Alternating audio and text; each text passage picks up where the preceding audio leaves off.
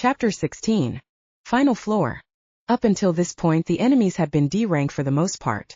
The sheer number of them on the first floor boss pushed the actual threat rank to a C, maybe on the verge of B.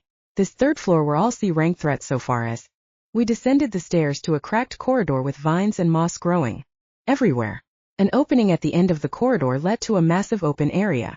The area had to be in a different direction than previous floors because the ceiling was easily hundreds of feet up. We were much deeper into the mountain. Now, in the center of the cavern was the mother of all trees. I remember the giant trees outside the kingdom of the Monster King, and I compared them to skyscrapers. This tree was at least that tall but broader and far more spread out. It was the difference between oak and redwood trees but on the scale of buildings that pierced clouds. This particular tree had blue leaves and silver bark. We saw enemies everywhere. There were flying monsters roaming bear-like monsters with 2 heads and dragon-like talons. There were packs of 4-legged monsters with no heads as well as 10 different flavors of Gradavons. If you remember, I killed that first Gradavon with the lightning affinity. Yeah, those terrors, but now all sorts of different colors were out and about. Some monsters fought with each other like it was the great outback, probably to eat each other. Sarah, be careful flying, but feel free to knock as many of those flyers out of the air if you can, I said. Those things looked especially nasty. They were like nothing I had ever seen, and seeing one eat a Gradavon terrified me a little bit. Essentially these flying monsters had one massive circle mouth, with hundreds of needle-like teeth going back in rows. Then it had 2 enormous scaly wings that would propel them into a dive at a target. Once they struck, the back of their bodies would split open and shoot around their main body past the head gripped around the prey to completely wrap around its target, kind of like a living cocoon, and then the wings would take off and carry the food away. The scary part is what came next. The flying monster in mid-flight would then unwrap and resume its standard form, and nothing wouldn't be left of the Gradavon. It, by all appearances, used the back of its body to come around and shove the Cordra into the mouth and devour it within minutes. The elemental powers of the Gradavon didn't even faze it. We took it slow, hunted efficiently, and slowly made progress to the tree. Played bait on more than one occasion since my strength and skills far outmatched anything we saw as long as we played it safe-ish. Facing a Gradavon for the first time, this time a molten lava type, was a little intimidating at first, but burst step followed by an upward swing of my, you know what, I'm naming it right now, Scythe Warhammer is forever to be known as Hammer Scythe. Really, it should have been obvious from the beginning. Remember, this weapon is massive as the skull head was twice as large as my chest. It weighed nearly a ton and I had plans to make it heavier. When I appeared underneath the Gradavon so quickly, it didn't even have a chance to look down. I swung the hammer scythe upward with all my strength while activating its shockwave rune. The head was so completely blown apart that one could compare it to an erupting volcano, except with blood, brain matter, flesh and bone. The shockwave continued to blast the monster's body upward and split it into ragged chunks as the bulk was launched dozens of feet backward. I left everyone in shock. Wow, Zeke, just made that look easy, huh? Unfortunately, I drew some attention from a flyer which thankfully Harry was still paying attention to and warned me of. I vanished the hammer scythe and pulled out something explosive. Twirling around like a shot putter, I let loose a spear right down the gullet of the wide-open mouth. Color me surprised when the explosion went off and the Cordra never even flinched. Just kept on coming. Thankfully burst step got me out of range as the thing smacked the ground right where I used to be. Okay, team, your turn. They let loose everything they had. Kalen's new dark spirit knight of real manifested and locked the monster down with a well-timed gravity well. We aimed for the wings mostly to keep it from taking off again. Luckily the outside was much weaker than the inside and we managed to kill it quickly. We didn't take the time to kill everything and there was always a chance the rest would come charging, but we arrived at the base of the tree after a few hours. We loaded up on monster cores and some rare ingredients including plants and or rarely seen outside nexuses. Approaching the tree not only made us all feel so very small, but it even made us feel insignificant. The beauty of the tree from afar was replaced with horror as we started to make out tens of thousands of faces frozen in the tree's bark in twisted, screaming agony. Who dares approach my domain? The tree spoke. Unlike the construct on the second floor with a deep baritone voice, this one sounded like millions of voices of every range speaking simultaneously and in sync. We do, Jackson said out loud, and everyone looked at him in shock. He shrugged his shoulders. What? The tree shook and the cracking sound of splitting wood reverberated outward, causing a shuddering across the domain. In the center of the tree, along one of its many twisting branches that spread out, a tall thin figure made of wood separated from the tree and took several steps. It had blue leaves for hair that also sprung out along the body. The silver bark skin was striking, as was the tall lean figure that reached a height of around 20 feet. It hopped down from where it had been sitting or merged with the rest of the tree. Great, a bloody wood golem, Jackson said, taking out his Gatling gun chambered in Inferno Smite rounds. This should be fun. We heard sounds behind us and turned to see all the remaining Cordra rushing us. When they got into range, and we had formed a circle formation, the boss tree launched blue leaf blades in every direction, killing all the approaching enemies. I will not have any interference. You have awakened me, then you shall fight. Only me. Prepare yourselves, invaders. Guys, VeLana said. I'm fairly certain that is a high NB rank golem. Zeke, can you confirm it? Name unknown. Type. Living wooden golem construct created by a Nexus. Astra. 1078. Skills unknown. Zay. Sarah asked. VeLana ignored her, and I shook my head and ran a scan of the boss. Yep, 1078 Astra, and it's a living wooden golem construct. Everything else, however, is unknown. Figures, TelVurn muttered. You all have fun. I'm just going to start digging me a nice spot to die in. Toby said. Look, it has at least the leaf blade skill, just on a much more dangerous level since it killed so many Cordra at once. As far as I could tell, though, they still fly in a straight line. Everyone use any defense skills you got and especially try and bolster TelVurn's gate mimic. I have a feeling it's going to need it, I said to steer everyone back on surviving this. Okay, big guy. Here's my boost, make it count. I placed a hand on TelVurn, which he wanted to shrug off but didn't. I used skill boost on him. With its long cooldown period, I wouldn't get to use it again for likely the rest of the fight. Zara risked Omen on TelVurn and got a little leprechaun to hop into him. Jackson cast damage boost on his Gatling gun, and everyone else got into formation. She cast Tenshu on her eyes, which now supported 3 pupils.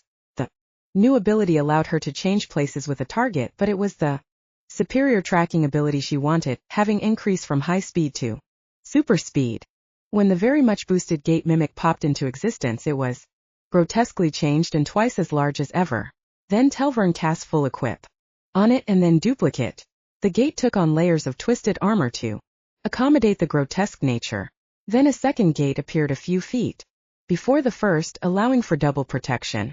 This gate summoning marked the beginning of the flight as the tree monster unleashed a concentrated stream of blue leaf blades.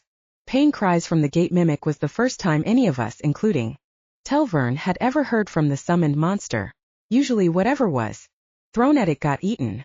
Still, the gate mimics toughed it out and continued to provide cover.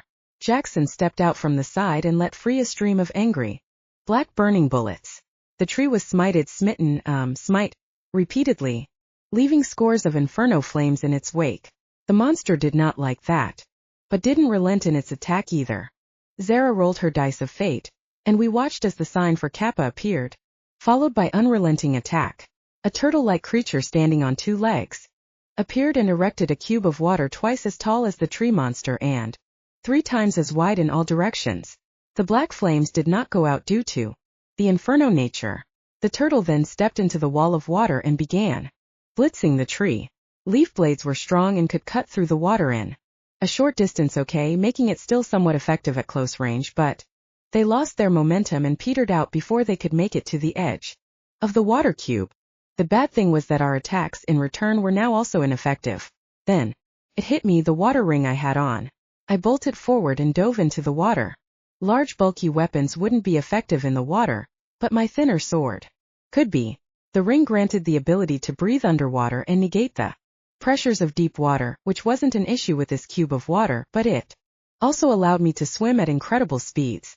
As I swam at speeds nearly as fast as I could run with acceleration, I saw the Kappa tangled up in roots that were now shooting out of the boss.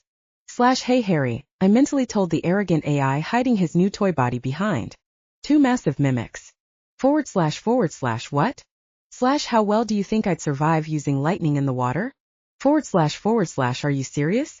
I knew you were dumb, but sheesh, that dumb. / answer the question. / well, you have high durability, resistance, healing, and regeneration. / so? / so.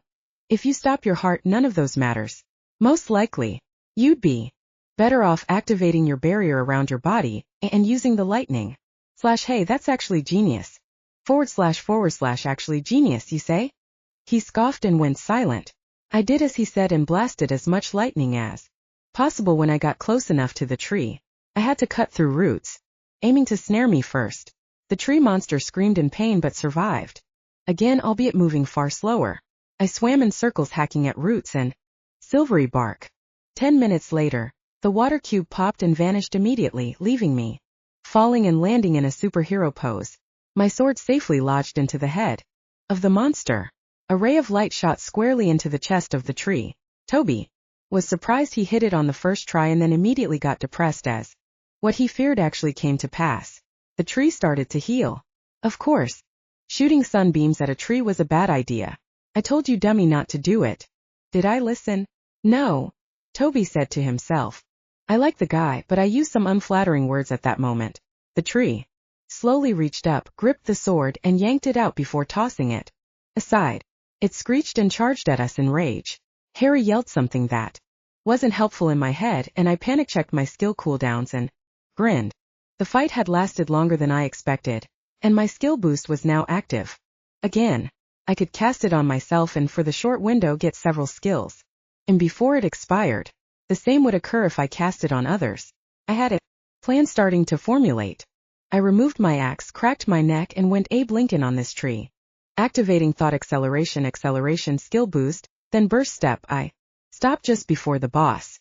I leapt straight up, using acceleration and momentum change to avoid roots already rising to catch me.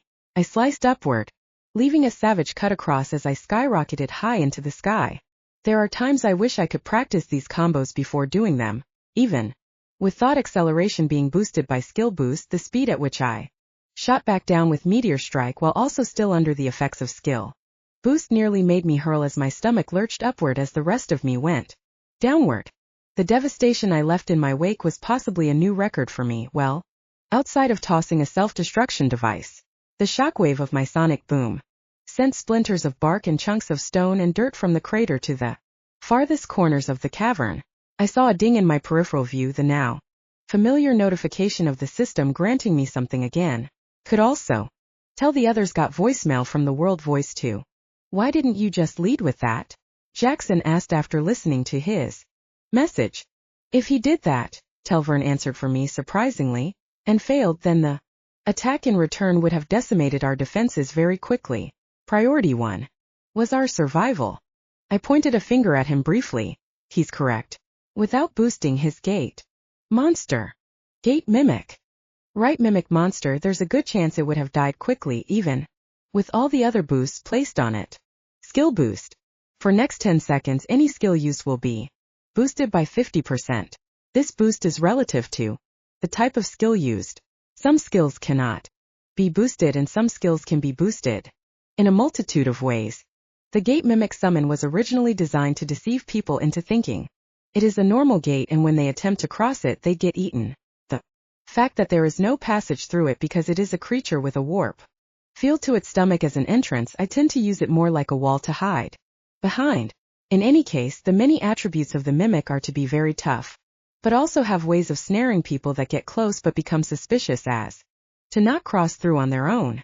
But for the purposes of the boost as I understand it, both the defenses of the mimic are affected as is its ability to snare or catch things with its tongues. This is multiplied by the grotesque amplification skill as well. Right, you are, chap, I said. So what about that loot? I pointed at the chest that arrived and the drops from the boss itself. I also noticed that no new floor opened, but a portal flickered into existence. I assumed we were done with the Nexus, and it provided a way out that didn't involve us trekking back through the floors. Neat. Are we all just going to pretend that we didn't just get a message about being granted a title? VeLana asked. It was their first one after all, and everyone was visibly excited about it. I pulled up my notification and was both thrilled and confused. Chapter 17. Cat's out of the bag. We all exited the Nexus and I checked to make sure everyone was clear before turning to look around for Farah. I spotted her, and immediately my guard went up. She was under a net pinned down with some kind of spotted cat person sitting on her. There was a second cat person that was very faint gray spotted with black fur. These two were not the kind of catfolk the distinguished skill shop owner was. These were predatory hunter types but not the affiliated hunter types since they lacked the tracker wrist accessories. These reeked of mercenaries. A quick scan confirmed what my astrosense was detecting, one B ranker sitting on my companion and one A ranker standing before us. Though the scan stated the A ranker was just barely across the threshold. Still, the raw boost in power and attributes of being an A ranker put him into the insane dangerous category. Jaguars, TelVurn hissed. As a catfolk himself, he could tell far easier than I could. After that, everyone got into position instinctively. You guys, I said to my teammates, take the B ranker. I got the A ranker. Didn't wait for a reply. I simply burst step toward the A ranker. The gray Jaguar dodged my upward blow and the shockwave it produced by stepping back and spinning around into a roundhouse kick that hit my axe out of my hands and sent it flying. When he righted himself and lurched forward with empty hands in a motion to grab me, and I reached up to intercept. We locked hands and pushed against each other, each of us grunting in an effort to overpower the other. Zara surprised the B ranker by switching places with him. Suddenly he was surrounded by my team, while Zara started to untie my companion. The rest of the team jumped into action with an enemy now within reach. Now this is surprising. I would not have expected a lowly C ranker at the bottom of C rank, no less, to match strength with me, the A ranker said. I could say the same for an A ranker, I smirked. What, really? Never could you imagine someone as powerful as I am to be as strong as you. Don't make me laugh. No, I couldn't ever imagine someone as powerful as you to be so weak. That really lit a fire under him because the level of effort he put into crushing me rose by several degrees. I could feel the Astra in him being put to increase his strength, and I started to do the same. The issue was that he had a lot more Astra than I did to infuse into his muscles and would quickly outpace me. I tapped into Rage up to phase 2 to keep pace with his Astra and tapped into phase 3 of my transformation. Eyes, claws, a slight height increase, and of course strength, all were effects of this phase. Going higher would start to sprout hair in places that didn't grow hair normally. Next up would be an ear transformation and a tail, all things I didn't want to reveal. Yet, the A ranker's eyebrows rose when seeing I could also increase my strength to keep pace. Interesting, little one. Your potential is outstanding. My name is Ekini. Hello Ekini, I'm Zeke. What brings you out here to capture my companion today? I said through clenched teeth as our struggle continued. Oh, not much, just to discover the truth about a fling the princess may or may not be having. Oh, now there it is, by the look in your eyes I see the truth. You are the one then. Yeah, and what of it? My orders are clear, I put you down. The B ranker was already engaged with my team and, to his detriment, barely holding on and losing ground fast. Ekini noticed this as well and redoubled his efforts to destroy me. Claws far more prominent than mine sprung from his fingertips and pierced my hand despite my durability and the stone skin skill. The slight flinch cost me some strength, and he managed to break my grip and pull me down into a knee to the face.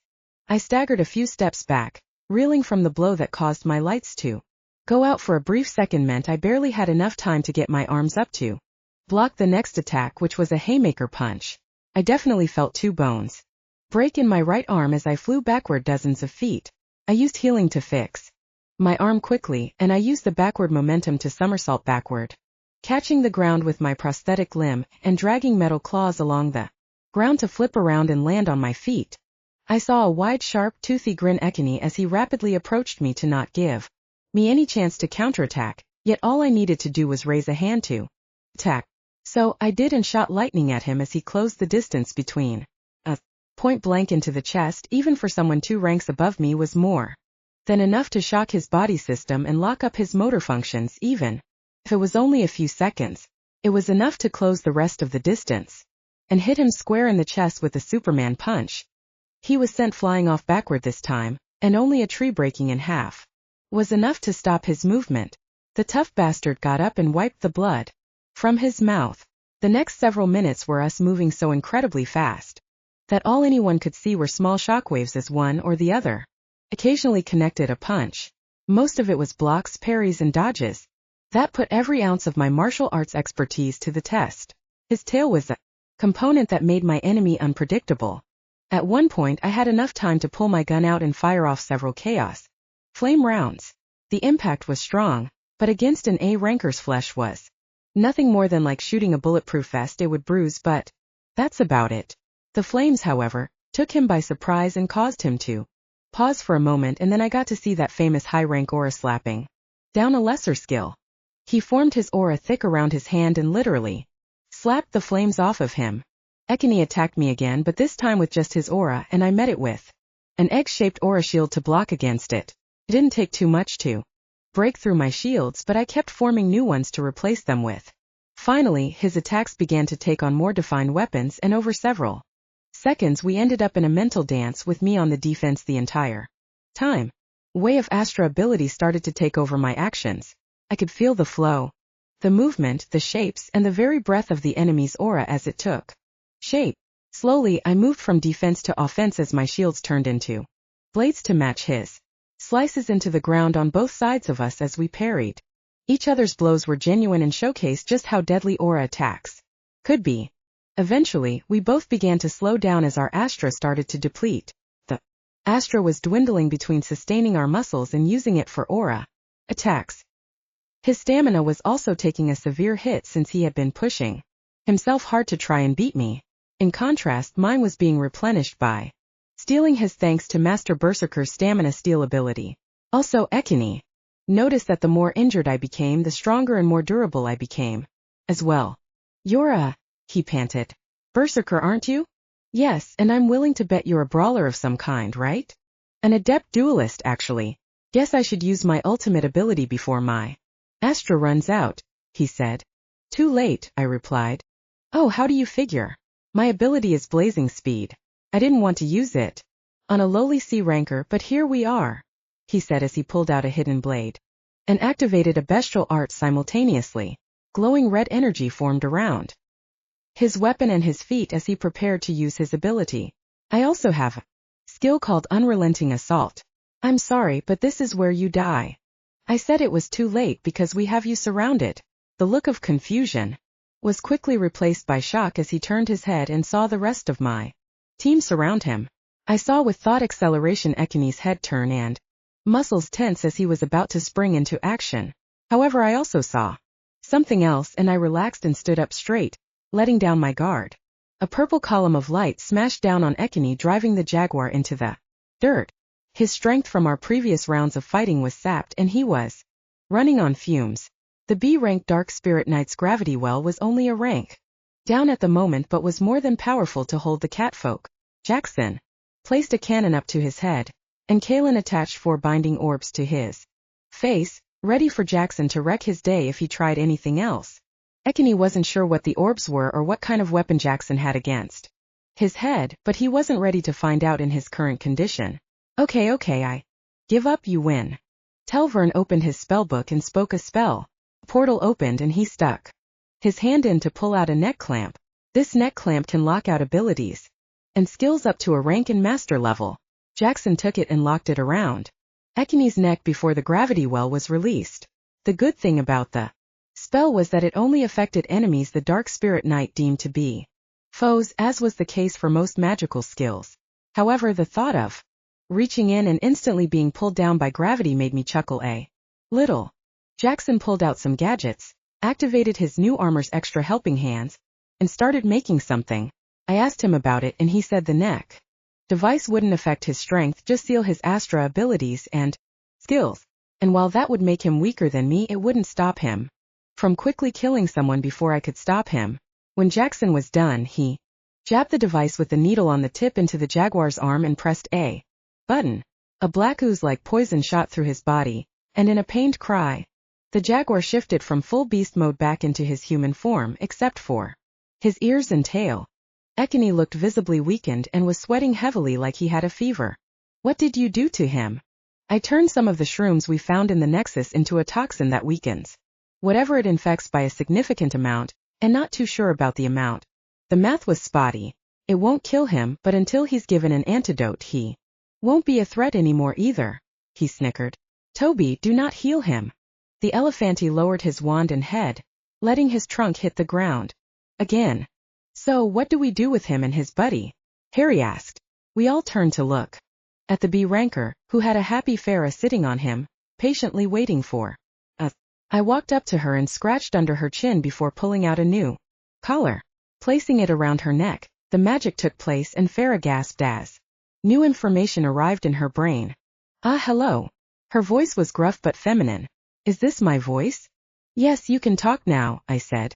Oh, Farah, that is wonderful, Kaylin said as she threw her hands around the front of her body in an attempt to hug her giant form. Zara followed and, eventually so did VeLana. TelVurn simply sat fascinating and began to write notes in a journal I didn't know he had on him. We didn't need special equipment for the B ranker Leakin since his fight was much harsher. He kept trying to target the girls first, making Emmy carve him up nastily. He was alive and would heal over time, but for the moment he was missing hands and could barely walk, much less fight. I had Toby heal him just enough to stop the bleeding. We left Farah, Harry, and Kaylin to watch our prisoners as the rest of us huddled together to discuss what to do next. But if we let them go, they'll not just report the truth to your father. They'll also report whatever abilities and skills they learned of us. Your father may know most of your and my skills, but he hasn't learned anything about our recent gains. In a fight, knowledge is power, TelVurn said. So you suggest we kill them? VeLana asked. Yes. I'm game, Jackson said and looked at me. I nodded and shrugged. You too? She asked me. I mean, honestly, I've put people in the ground for much less. You're not that person anymore, and I know you can't just kill people who are defenseless. // I'm not going to argue with her out loud, but in the future, just kill them before they become defenseless, Harry said mentally to me. Even though his new body was over by the prisoners, he still could see and hear everything I did. Now I knew it was a bad sign when Harry was advocating the same thing I was thinking. Maybe VeLana was right and I needed to become someone else. Something better. The old me couldn't fall in love with someone like her. The old me wouldn't even have considered her a real person with feelings, just a mark to manipulate as I got close so I could kill some king or something. Having even greater power now meant I needed to be more mindful of the responsibility that came with it. Or whatever Peter's uncle said. Otherwise I could lose myself in that power, and who knew what kind of unchecked carnage I could bring without restraint. You're right, sorry. Unfortunately, we can't let them go and we can't kill them, but we can turn them into the Monster Hunter Association. Even locked up, they'll get the word out to their masters, TelVurn said. I know, but it's not like they weren't sending people out already to look into the truth. We bury these two, and they'll eventually send more anyhow. At least we can buy time and get prepared. Time to head home. I need a beer and a burger. A round of cheers went up for that suggestion. Chapter 19. The breakup. Come in, came the answer on the other side of the door. I tapped the rune slider mechanism and the door slid open. Ah, if it isn't the legend himself. That is a very good technique you used today. Come on in and have a seat. Stepped in and sat down. So what brings you here? Well, I was curious about the difference in our blessings if you are indeed a champion, I replied. You don't believe me? I don't trust many people, but that wasn't it. I wasn't sure if you were boasting about a blessing rank or simply giving a title you got from some battlefield. Ah, I see. No, when it comes to those kinds of titles, the ones responsible for assigning them are careful not to use the same verbiage as ranks for blessings. I really am a champion, but that is nothing compared to being of the divine.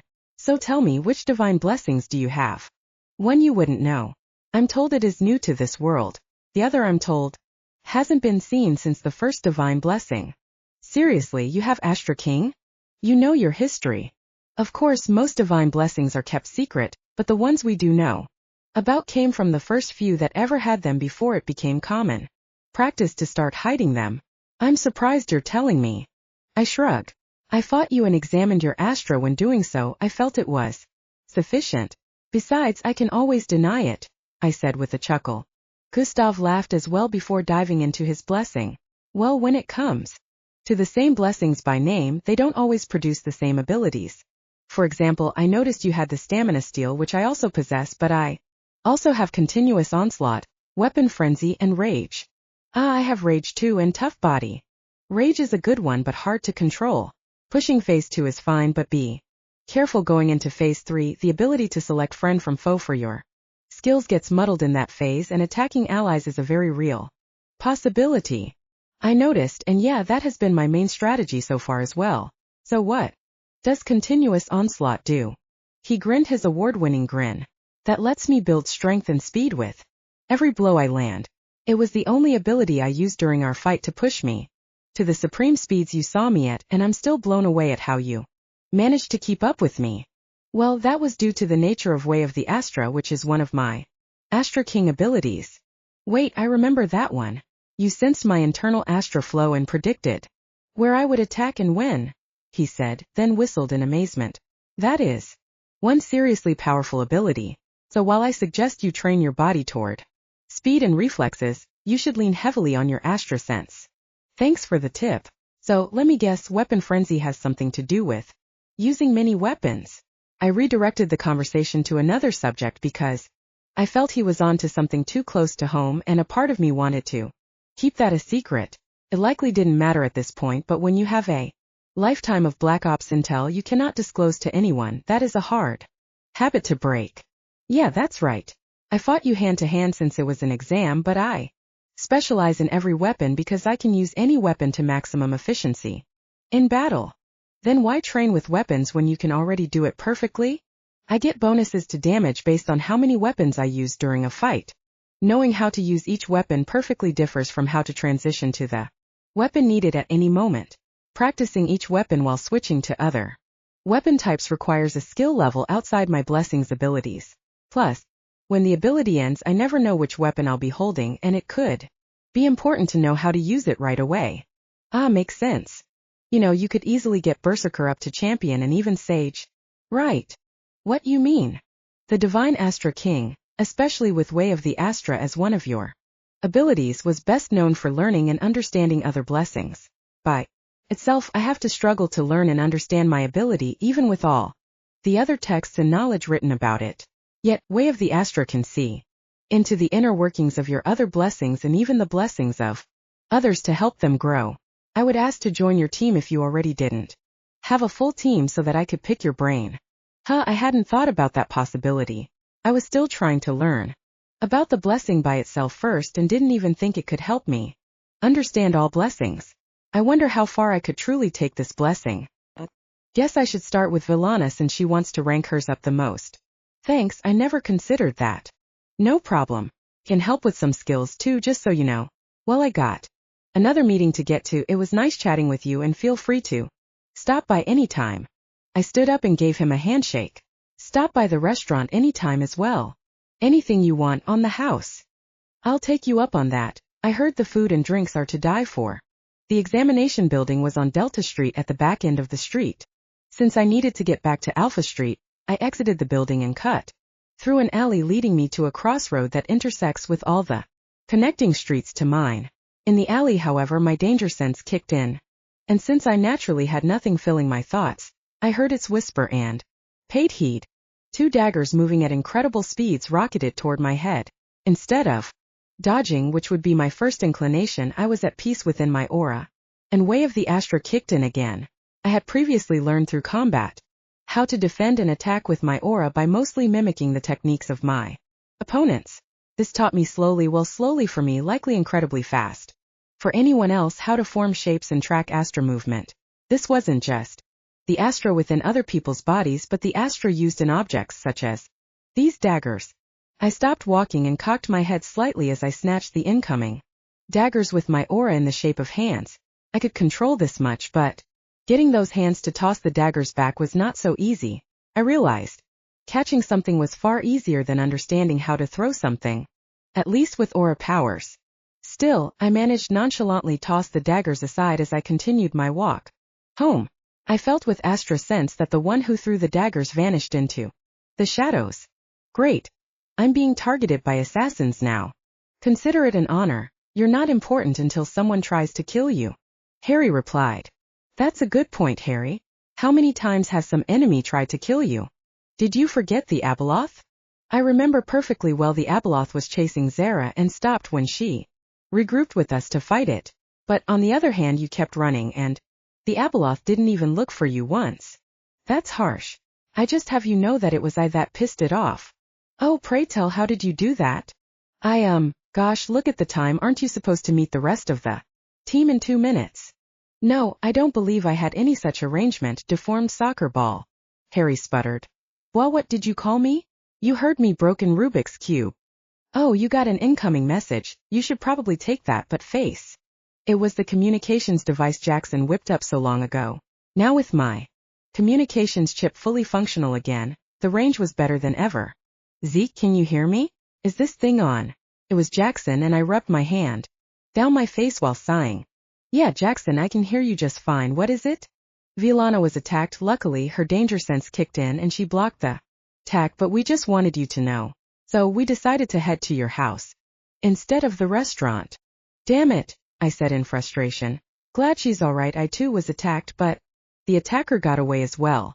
I'm on my way, be there in a few minutes. Alright, see you soon. I took off at maximum speed with acceleration plus my stupid amount of strength powering my leg muscles. I even burst step when straight lines were available and no objects were in the way. I didn't bother with the front door and opted to jump to the second floor window that was open to the conference room. I found my team waiting for me, and they all jumped in surprise at my sudden arrival.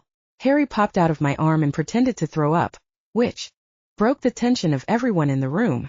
So, I'm guessing our scheming hasn't paid off well? Jackson asked. If they have shadow people, I'm willing to bet they've been watching way too closely and determined it was all a lie, Kaylin said. I agree with her. You two are terrible at hiding your affection for one another. Maybe we should go with my plan, Sarah suggested. No, VeLana and I said at the same time. Her plan was to pretend to be my girlfriend instead of Marlene since she had no quarrels about playing the role intimately. I hate to say this, I spoke up to redirect the conversation, but after facing Gustav, I know for a fact that I have zero chance against a real skilled ranker. Gustav gave me some great suggestions on where to focus my training, but I need time to do that. Which means, Toby spoke up, we need to find the assassin or assassins and eliminate them in such a fashion that screams self-defense and then, I'm sorry my brain got ahead of me, it's stupid, please don't pay attention. Nobody else does. Toby, your input is welcome and highly valuable, VeLana said. She was growing into her position as a leader. She was always bossy as an entitled princess until roughing it out in the woods for several months with the team. Now she has more leadership qualities than a mere boss that uses rank and position. Now continue, please. Toby looked at her for a moment, then nodded his head and continued. We should pretend to break the team over a fake but believable irreconcilable difference. The rest of the team was shocked except for me. I looked thoughtful and then nodded at the logic. TelVurn went from shock to eyes lighting up with stars and nodding vigorously. What will we be doing while this split in the team takes place? Jackson asked. Training, I said in reply. If we want to have any kind of future together, we must get stronger by magnitudes. We already did the hunter contracts for 2 months, but now we need to focus on learning about our blessings. I truly believe the key is in understanding more than repeated use. I believe I have the key to that knowledge, and once I figure out how to master it or at least advance it, I think I can help you and everyone else level up their blessings. What we need is time. I was worried, not going to lie. The whole time Toby spoke and then I spoke. She hadn't said a word, which usually meant something terrible. So I was surprised when she agreed. And not the it's fine type of agreement either. I hate this, but I also see the wisdom in this, she started. I hate to admit it out loud, but I do envy my siblings in their higher rank blessings. No, I said I was happy with mine and grateful, and I truly am because it led me to you, but there was always a part of me that felt lesser or unworthy. Would feel better if I could rank it up or even surpass my siblings, I think. But if not, at least I would feel better knowing I tried. I believe you can do what you say, which means I need to become less of a distraction for you to accomplish this and keep us safe. But you better not think for one moment that you and I are done. We are together forever, period, she said with a fierceness that could only elicit a quick nod of agreement. About your blessing and everyone's blessing, I suppose. It is clear that, aside from basic combat skills or spells, the more tailored skills the system or world voice grants us do seem to favor our blessings. For example, you have a blessing that allows for both ranged and melee combat, along with your skills. However, you favored the ranged aspect of that until recently. Right. I wanted more versatility to be more effective in whichever role I'm needed in. That's the thing. I think these roles only hamper our mindset and thus keep us from truly exploring what we are capable of. For instance, I don't believe you should be one or the either in terms of range or close combat. I think you should be both at the same time. And I don't think you should neglect your summon mount ability either. But I have the dash skill that is far more effective and safer, she replied. Understandably. True, but I looked up that skill and nothing says you can't use it while mounted. A realization dawned on her, and her quick mind started formulating new combinations. I could. She put a finger to her lips as she puzzled out her thoughts. Mount up, dash with mount and attack with a holy slash, then run out of range. Since I'm still mounted, and then attack from ranged as I turn around and come back in for another pass. She paused again. Then to mix it up, I could leap off the mount and double jump and then perform the same maneuver I did in the exam. Yes, that is one good strategy, but there are bound to be many more, and I'm sure that methodology is the key to upgrading your blessings rank. She excitedly kissed me and then promised me that she would be far more powerful when we teamed up again. I took some time to sort out with the team who would be going with who and also give some insights into their blessings that might help them progress. Ultimately, it was up to them to figure it out, and if they couldn't, I would help them more once I figured it out for myself. Going with VeLana was obviously TelVurn, and then Toby, Kaylin, and Zara. Got Jackson and Sarah only since I had Farah too. / and you got me, Harry said in my head. Yeah, and you of course. That got me thinking, actually. Harry was a part of my divine blessing, and while he could do certain things with my body or aura that I wish he couldn't, I felt for an aspect of my divine cyberlord blessing, he could do more. Would need to learn and utilize all of the components if I wanted to progress. I just had a feeling, more of a hunch, but it felt like there was more progression above divine. I could be wrong, but the idea just felt right. We made a rather embarrassing spectacle of our team going separate ways to get the rumor mills going, and then we dug into training. We focused a lot on daily combat training, meditation, and core consumption. We put extra effort into Sarah to get her up to our level. This involved a lot of pain, intense strength training, and brutal sparring sessions. I learned from rage and monster core consumption that when the body is exposed to greater levels of Astra, it gets more and more used to those levels, which allows for quicker growth. I used the same principle to expand the body's muscle size, allowing for better Astra flow during mediation. Since with my healing skill I could heal wounds on others too, just with a touch instead of at range like Toby would have done, we did not shy away from nearly killing each other to push the system into rewarding skills and upgrades as much as possible. To get the Lycaeans off our backs, we stuck to the separation and pushed the training period to a full year. During my downtime, I stayed at my main restaurant, and VeLana's team would eat at our second location. Other restaurants also became popular after Lenny and Marlene sold several recipes. They even experimented and created new foods, making the dining choices more versatile. Of course, I introduced many new items, including desserts and smoothies. During the year, we did take on contracts from time to time to keep our commitments to the Hunter Association and to test what we learned against actual monsters, but with just the small team we took it slow and cautious. I hit B rank along with Jackson only a few months into the year, and Sarah wasn't too far behind.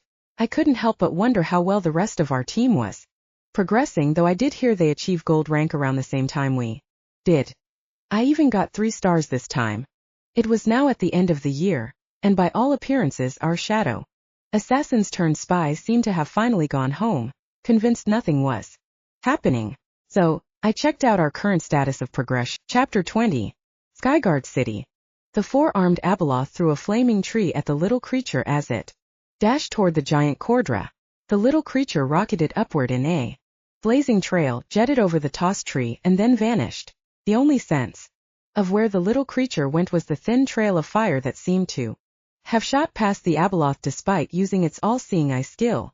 Finally, burning fist shot into the back of the head and exploded, causing blood and gore to rain down. The little creature had a mane of blonde hair, a long blonde beard, and was wearing no armor, just blue trousers and no boots since he preferred to go barefoot. He turned to the tree line and motioned with his head to the rest of his group. The tree line shook as the 30-something Kojin dashed out of the trees and descended upon the battlefield. The enemy had chased hundreds of monsters out of the forest and toward his people. The great tribe of Ben had their warriors out in full force, and as they ran forward to meet the monsters and the enemy Kojin, the ground quaked.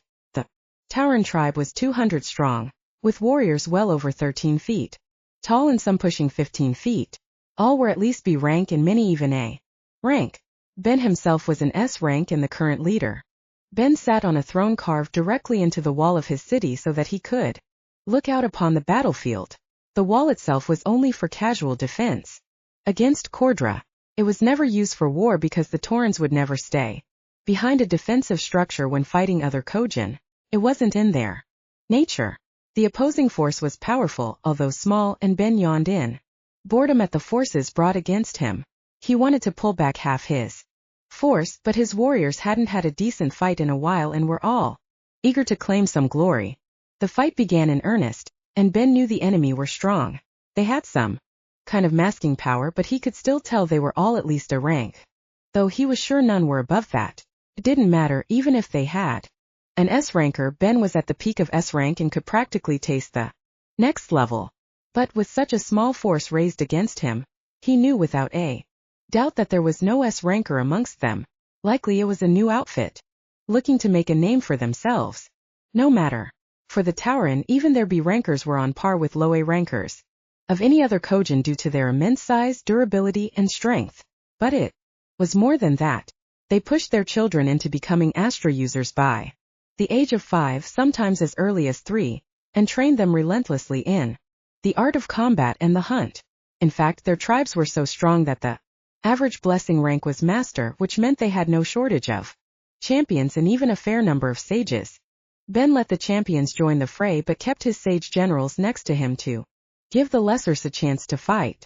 Sages could single-handedly wipe out a real army, so it was just good sportsmanship to hold them back. As they watched the battle begin, something startling took place that shocked Ben and angered him. His B ranker should be strong enough to kill at least a couple of A rankers before losing, giving them glory. But to die without getting a single kill was a disgrace. Worse, it wasn't just the B rankers but also his A rankers were dying as well. Ben didn't like, from the beginning, that he allowed far more warriors to fight than the enemy had, but now that his side was losing, it pained him to have to send in more. Each enemy had more than blessings, abilities, and bestial arts.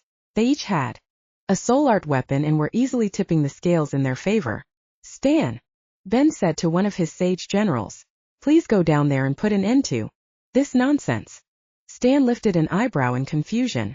The champion A rankers were in the back on purpose and hadn't joined the fighting yet. He didn't see a reason for him to go down so soon, but he nodded in response and took flight, wrapping himself in his aura. Stan crashed behind the enemy ranks and sent several flying, then reached out with his aura like a giant hand and slapped downward hard.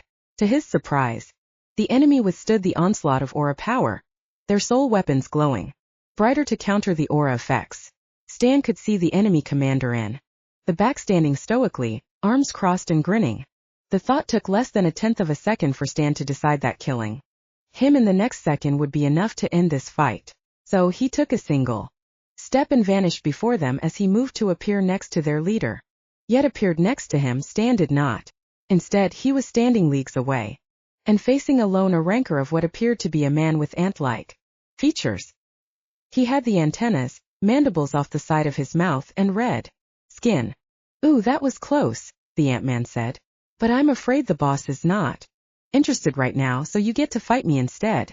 Stan turned away and tried to move again in a straight line using nothing but his legs for movement, no skill this time that another skill could manipulate. Yet the destination ended with him back in front of the lowly A ranker. What is this magic?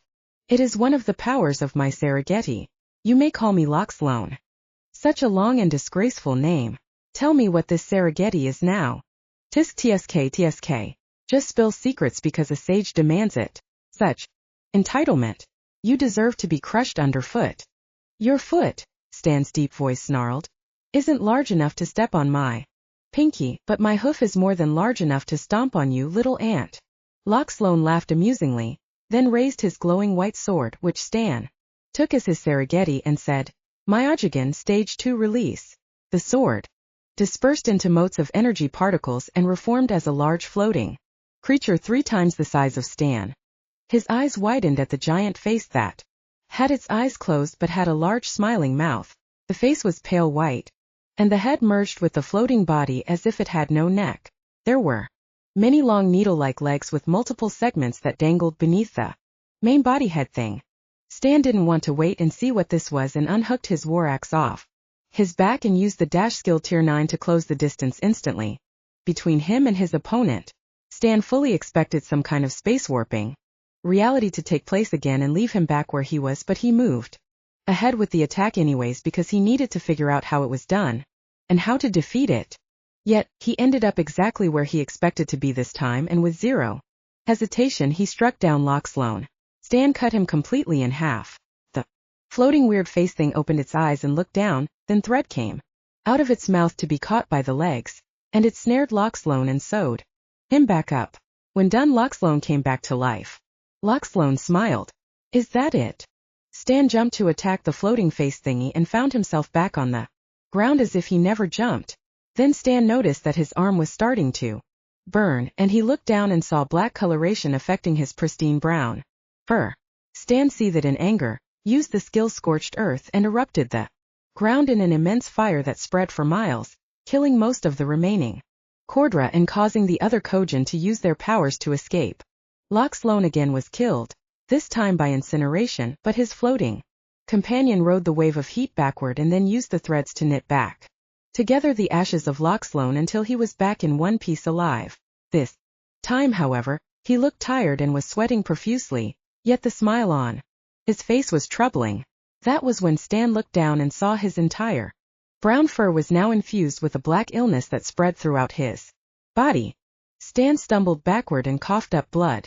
His eyes grew wide at the realization. Killing the enemy directly resulted in some sort of necrotic poison damage that was eating away at his body. The amount of damage inflicted was proportional to the damage he received. This is not good. Stan used another skill that was far greater in terms of power but also cowardly in terms of ideology. He used an escape skill called Last Resort. Finally breaking free of the weapon known as Serengeti, Stan appeared on the wall next to Ben and fell to a knee, panting in pain. Sorry, my sovereign. They have a weapon, unlike anything I've ever. Stan spat out more blood and coughed several times. Scene, he finished. Ben looked to another sage and nodded. She stepped forward and began to cure and heal Stan. Then, having come to the end of his patience, Ben stood up and blasted his aura across the battlefield. Everyone froze on both sides. Ben took a single step forward to the edge of the wall he stood upon and glared down at the enemy. Akoth smiled and then whistled for the signal to retreat. All his troops disappeared from the battlefield in a puff of black smoke, leaving only Akoth behind. Akoth waved to Ben and then turned and faded from sight. Ben couldn't see the movement or even the skill used. No one should be able to do that, and yet there it was right before his eyes. He then looked down and saw more than 100 dead of his own warriors. The champions were still in the back as originally instructed, yet now it appeared like they cowered out, and even one of Ben's sages was forced to retreat from a common A ranker on their side. It wasn't even the enemy leader that forced him back. Ben seethed in anger. VeLana and I made yet another public showing of our teams coming back together as teammates and friends. Nothing that would cause more rumors. VeLana, as much as she loathed the idea, even suggested that Sarah hang on my arm during the public reunion. We made sure to be loud enough that people understood that hunting was more difficult with our team split and that we could be better together. I was happy to see them all, and our teams embraced each other. Toby, however, was the biggest surprise. He wasn't the fat, depressed elephanty that we all remembered. He was lean, slightly muscular, and stood taller. There was something in his eyes that spoke of confidence. The much more private reunion between VeLana and me was far more passionate and heated, so much so that my cooling shield kicked in. Later we learned about their progress, which was close to ours, and VeLana even had a special announcement. Wait, your blessing really did upgrade? I asked. Yep, I'm officially a master paladin now, although for obvious reasons I won't tell father just yet. You don't want to be told to return and get married, I guess correctly. She nodded and then rested her head on my chest. I'm proud of you, V. Thanks. So, did you gain anything new? I did, actually. I also upgraded my Berserker blessing to champion. Wow, that's amazing. I knew you would have major upgrades since you had a full year to train. So what should our plans be now? I asked. She took a moment to think about it. Well, we're not quite a rank yet, but are getting close. We should still be cautious and bide our time, but we can now take on bigger contracts and even high-level nexuses. So, continue the hunter's way of life until we're strong enough to do whatever we want. Pretty much, yeah, she answered, then thought of an idea. What if we traveled away from this city and visited other cities? You've been here over a year now and haven't seen much of our world. That is a good idea. Any suggestions? Actually, yes, we should go to Skyguard City. The same city you got your tier 9 skill? Right, forgot about that. Yes, that one. Is the city built on a tall mountain or something? She chuckled. You'll have to wait and see. A month and a half later, by the new and improved jet-powered hover bunker Jackson dubbed the floating fortress, we arrived at Skyguard City.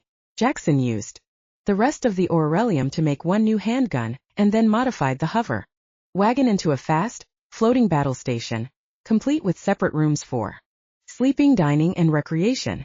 It also had a top speed of 70 miles an hour, which was phenomenal considering its weight and size. I gave him one of my ultimate monster cores to power it, and I used my last one to replace the rare monster core in my arm now that it was also upgraded to Aurelium armor. I added more rune slots but hadn't placed any new runes. And yet, I was still contemplating what I wanted it to do with the arm. The only other change was to swap out the E-ranked lightning rune for a higher ranked one called Stormcaller rank B. The Sky City blew me away. It was nothing like I expected. It wasn't a mountain city or even floating islands with a city on it. Instead, it was a mix of ritual and rune magic, floating several parts of a city up in the sky, with connecting rope bridges and sky hooks. There were sky ships anchored as well in various places. I never even considered that they'd have flying ships, since I never saw any evidence in the past year. As we approached, something became very clear: the majestic Sky City was under attack. Well, now that ain't good, Jackson said. I enhanced my vision with Astra and gasped. It's that Magen I told you about during my hunter trial. The one that summoned a, what was it again? VeLana asked. Baby Tazakine. Sarah, Kaylin, and Zara all said at once. Toby just turned around and started walking away. Guess his old habits were not completely gone yet. I shook my head and sighed. What we saw was more than a single B threat. There were dozens of B-ranked and hundreds of lesser monsters too. The city in return was meeting the threat with gusto.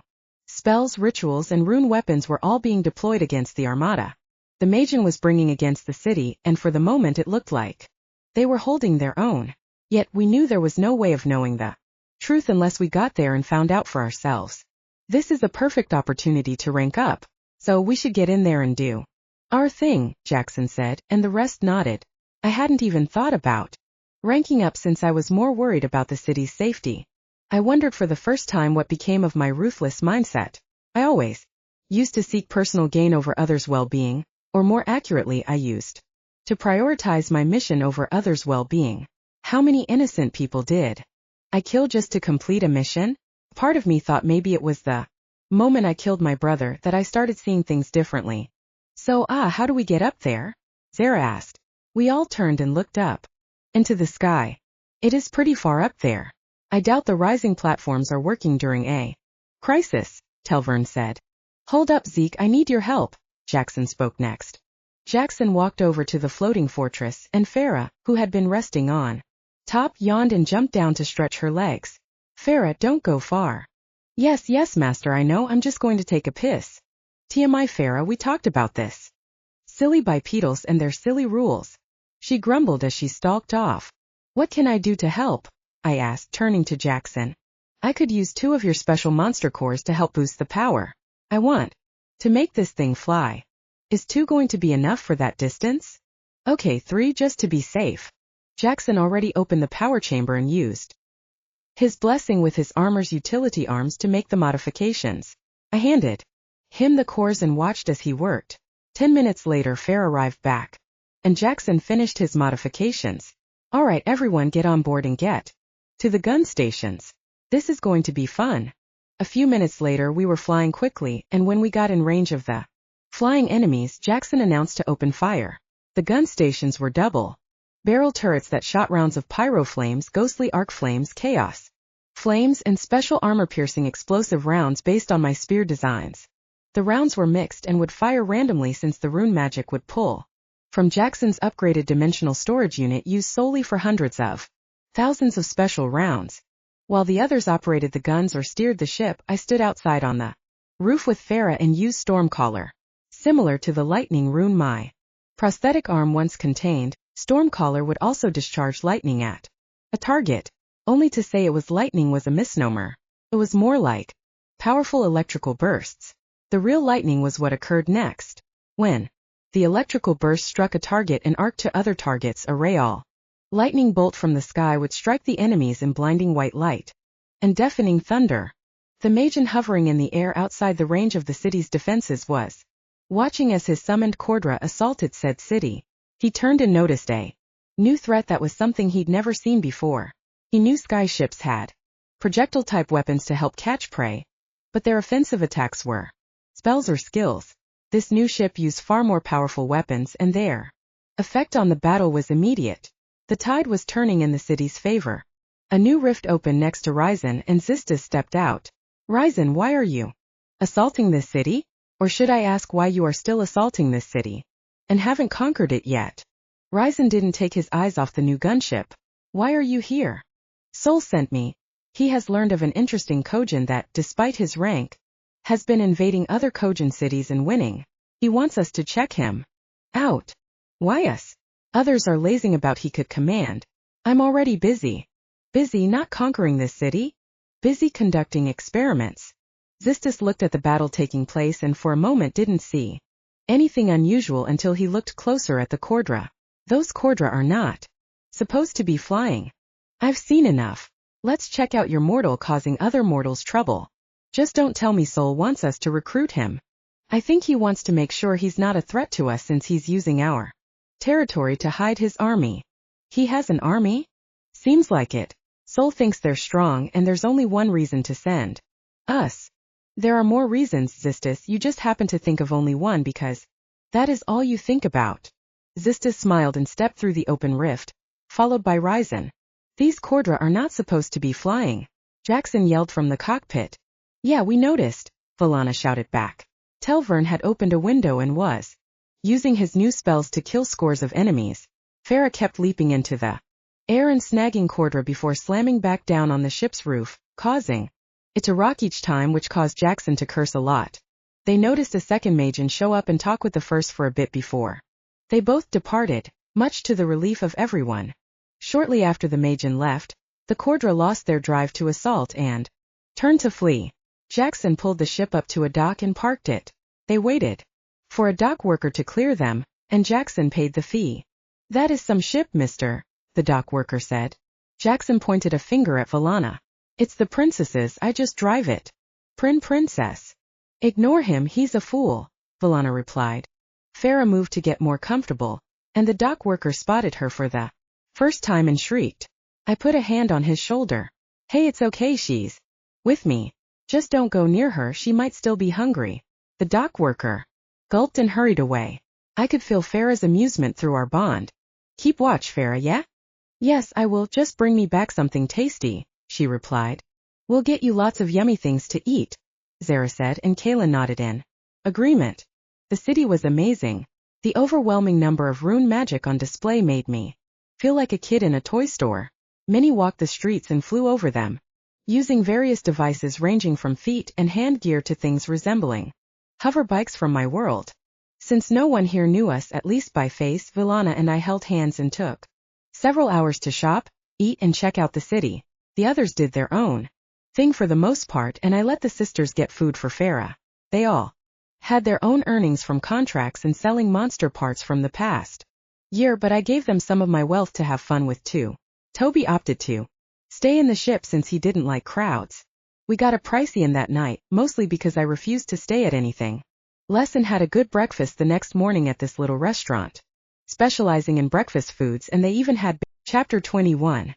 The Sage Not Sage of Skyguard City. The next day there was a girls' day out, and the guys we did our own thing. Separately, naturally. For me personally, I wanted to hit up the skill shops. On my way, I ran into a public celebration of the Sage of Skyguard City. Like many celebrations on Earth, this one was typical in that they had a parade, explosions of confetti, and music. However, the part one found interesting was when they introduced the Sage of Skyguard City, and everyone cheered. Aura sense made it seem like the individual presented was the Sage, or at the very least an S-ranker. The color of their aura was a vibrant green, except my divine ability, Way of the Astra, showed me something quite different. The person on the float stage certainly had a powerful aura radiating outward, but the source wasn't from her. It was from a nearby servant girl busily sweeping up confetti accumulating on the float. Focusing on her, the overwhelming Astra within her was startling. If I was correct, she was beyond S-class, and if I focused hard enough I could barely make out a gold aura. She might be the first S+ class I've ever seen. As I watched the little girl work, she turned suddenly and locked eyes with me. This shouldn't have happened because, as far as I knew, Way of the Astra allowed me to view Astra within others passively. The idea that the passiveness of my detection might not be the case devastated my worldview in a way that I wasn't ready for. I was as surprised as the real Sage was at my breakthrough of her disguise. She vanished even before I could comprehend she was there. Yet, I knew her disappearance was noticeable, at least to me. The one pretending to be a sage had lost the aura of a sage. I thought that sudden change would cause panic or unrest in the crowd. Instead, however, it seemed to serve the idea that sages could hide their aura so effectively that it was undetectable. Technically they could, but the crowd that didn't know cheered anyways, and the parade continued unhindered. The paid actress wore a practiced smile conveying a knowing sentiment, and the float continued. I followed the trail of Astra, despite how fast she moved or how effectively she hid her aura. My ability let me see and follow the Astra wherever it went. I could even manipulate the raw Astra to a degree that I hadn't fully explored yet, but was barely scratching at the surface. I knew from experience I couldn't affect the Astra within others, but I could track it and predict their movements based on the flow the energy took. Believe it is an ownership or authority issue, but my blessing allows me to see at least all movement in or outside a body or object. Everything I knew so far seemed to indicate a balance. Whether it be blessings, skills, or aura powers, anyone could rise based on their own merit. Even in nature, Kojin versus Cordra or even Majin had a balance. Mutual destruction, quality versus quantity, or even the very locations and topography. Now that I'm really thinking about it, this whole world seems to be some kind of testing ground to push at least the Kojin into higher realms of power. Oh, hold up, I bet this has something to do with the boat that travels to who knows where. I'm sure of it. Do the Majin have their own boat or method of moving on? Or are they merely the obstacle to overcome? The only way to know that is to know how the world voice operates in its entirety. However, I could extrapolate data based on drops Majin and Cordra leave when they die versus Kojin, which is nothing I would know. Wow, this is a revelation if I've ever had one. This whole world isn't just a natural phenomenon based on wild Astra influence. The climate zones, the difficulty areas, this whole world is almost a video game but with real lives. Instead of what did my old roommate call it? Of course my newfound intelligence would call up that obscure fact. NPCs or non-player characters. At the bare minimum, I knew the world voice was an administrative AI, but I had figured it was an add-on to the world that was naturally formed. Now I'm thinking the entire world was designed, and the people and monsters were placed here artificially. So, they're legends about aliens coming here, modifying the species and setting up the world voice now made less sense to me. Is this a game board? Or a proving ground, perhaps? Is there a larger game at play? I feel the only way to find answers is on that boat. So, if Astra is needed for about everything, then the world voice or system as I knew it would have a balance. Then, in theory, there was a way to hide actions using Astra, but if even a sage couldn't do it, then I had no idea who could. There must be more ahead, and that gives me hope that there is something beyond divine blessings as well. I followed the trail into an alleyway and across 2 streets to a dojo. The gate was cracked open and I opened it the rest of the way and walked in. There was training equipment and sparring pits here and there. In the very center was a small ratkin dressed in a kimono. I couldn't check between the legs, but I was fairly certain this wasn't a girl anymore, yet the trail led straight to him. When the rat man turned around, I nearly pissed myself. Master Splinter? You know my name? Yet I have never seen you before. Trust me, I always remember. No way, your real name is Master Splinter for real? No, you idiot. I was just messing with you. Now tell me how you discovered me. And how you tracked me here. Wait, don't tell me. You can see Astra within. Others, can't you? Okay, I'm confused. Do I answer your question or not tell you? Touché. Now answer my question. Yeah, I can. One of my abilities has several components to it. One of those components is Astra detection. The Ratman stared at me briefly before his eyes widened in realization. Your Astra detection must be on the supreme level to detect my Astra, especially since I have a T9 Astra conceal skill, which means you are of the divine. His eyes widened further. And not just any divine, you have the Astra King blessing. This cookie was smart, I thought to myself. / put aside that asinine idiom. The real word you're looking for is wise. / not now, Harry. Who was talking to you?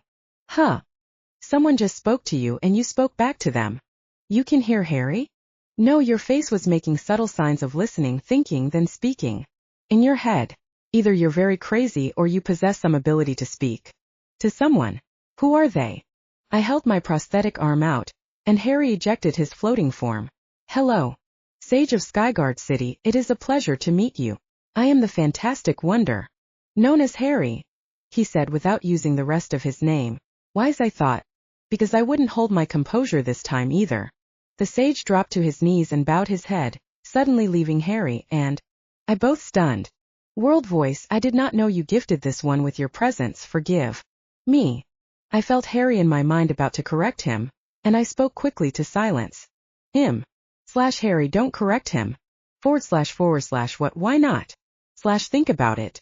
If your voice resembles the world voice and you intercept it to display the notifications for me in the text that shows up in my HUD, then doesn't it stand to reason that a part of you might be related to the world voice? / no, you moron, I can. He paused as he thought about it. But I actually, I picked up his thought process. It does explain why I can't hear the world voice. Just because you hear it and translate it into something I can see and pull up at any time doesn't explain why I also can't hear the voice when it comes in. You have no actual ability to block the world voice. Do you? / no, I don't. Zeke, I can't explain how or why you don't hear the voice. And why I can modify what you see. / Harry, you're an offspring of the world voice in some fashion. You may not have full authority to grant rank ups or new abilities, but you are tied to the world voice in a way that far exceeds our previous assessments. So in this case, before you correct Master Splinter, play into it a little, okay?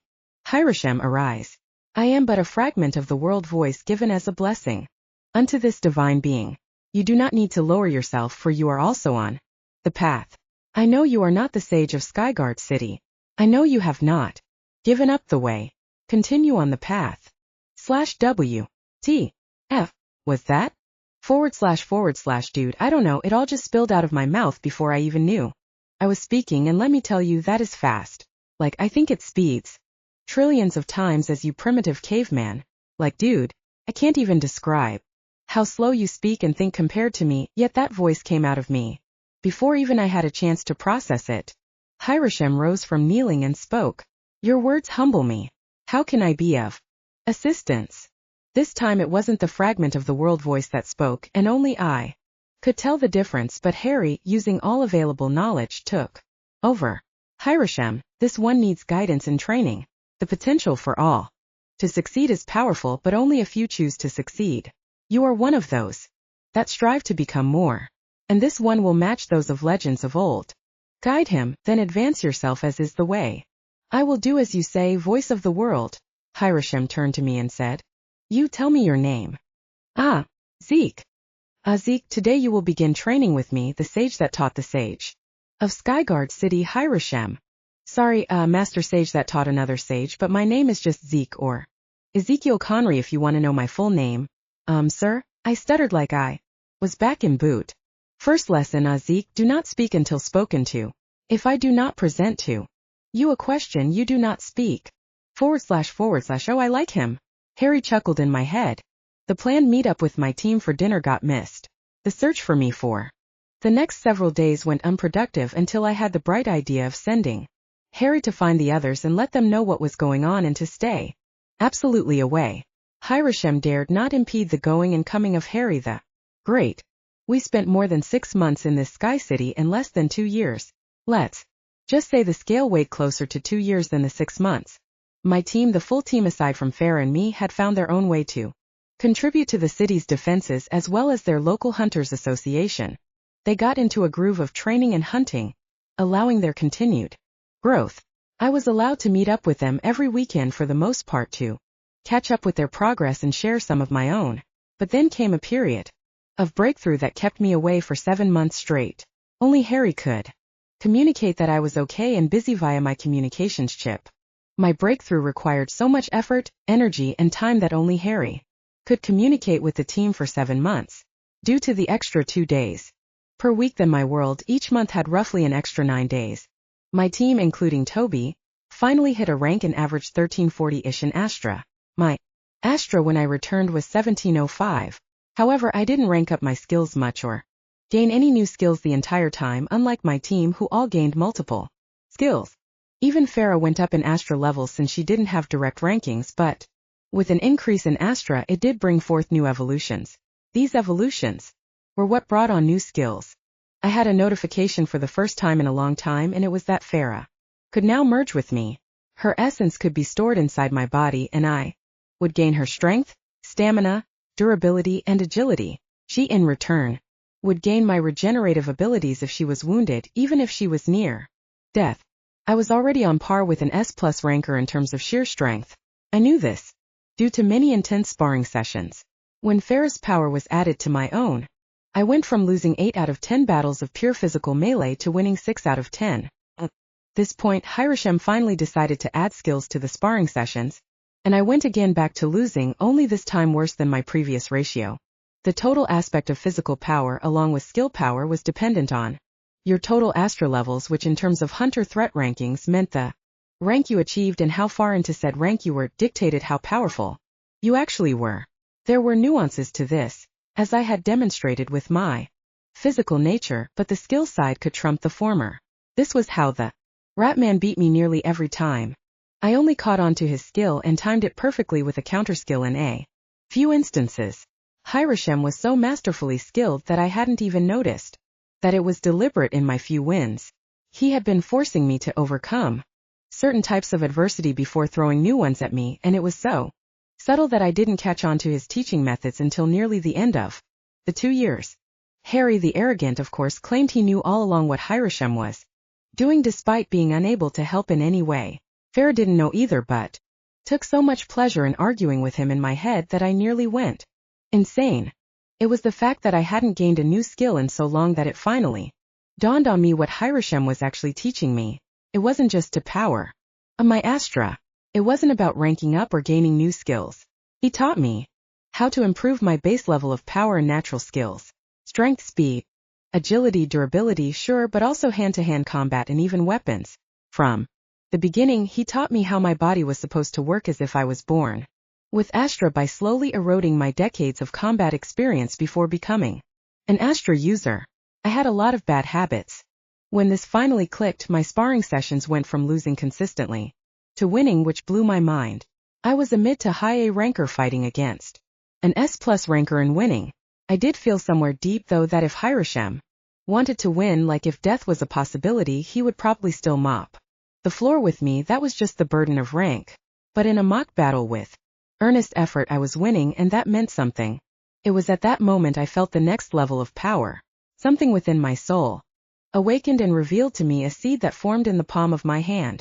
When That incident occurred, Hiroshim finally called our training to a close and told me to eat and rest. I was almost too bewildered by what was taking place in my palm to let my mind process the words of eat and sleep.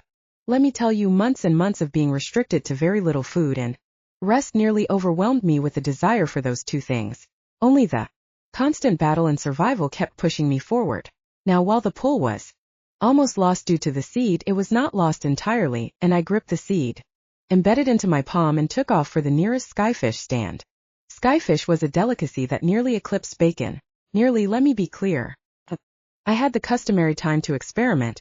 I'd likely would have created a new dish using skyfish as an ingredient. Now though, I just devoured 12 helpings of this fish on a stick with wings before burping my appreciation.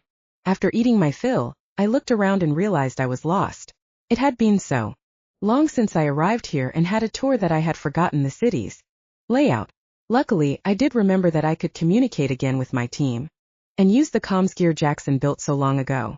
VeLana met up with me in mere seconds upon hearing my voice, and together we made our way to an inn and didn't emerge for 3 days. Turns out VeLana missed the liquor choices we had back home, and since I hadn't brought enough for 2 years, she had scheduled a delivery. We had wine and whiskey and only surfaced for food deliveries. We have got to stop being separated for great lengths of time, VeLana said. My kind is dedicated to our mates for life, but this absence of our lovers puts great strains on our ability to function, she said as she nuzzled into my chest. What kind of function do you mean? I asked. You know, like the willpower to get out of bed or to go and hunt. My progress clearly stalled since I'm so far behind you now. I chuckled a bit, patted her head, and rubbed her hair through my fingers. Even if you were pushing at max ability, I don't think you could have matched the pace that tyrant forced me through.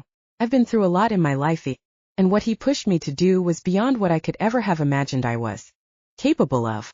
It was only that push that brought me to such heights and granted me such insight that this mark or seed thingy had appeared, and my Astra was able to rise so far. But it is so much more than that too. I don't want to fall behind, she finally whispered. I made the seed vanish from sight and held her for a bit without saying anything. In truth, I was thinking about how to fix her when something screamed inside of me to shut up and just hold her. She didn't want to fix, she wanted to be understood. Was I beginning to understand women? I snorted at the thought, because if that were true, it would be immensely more valuable than anything I'd learned in the past 4 years since arriving here. Then a thought came to mind. Hiroshim seemed to push me at just the right areas, forcing me into certain partial transformations as a reflexive reaction. There was no way at this stage of our training that he didn't know my darker beast side. Was he preparing me for the inevitability? Was there no way to continue suppressing my nature and advancing without it? Or was the very act of suppression causing my ascent to greater skill and blessing levels to be derailed? On a base level, I was far stronger and more technically skilled than ever before, but in the realm of the system I hadn't advanced nearly as much as I knew I could with having a blessing as great as the Astra King. Enough brooding, VeLana declared. What brooding? I asked. I can see your face scrunched up. You were thinking about things outside of your control again. Let's go shopping and feel better. Only a woman can think of shopping as the cure to brooding. You can hit up the rune trinket and skill shop. Hey, let's go. Why are we still lying around here? I replied, and she laughed at my sudden proclamation.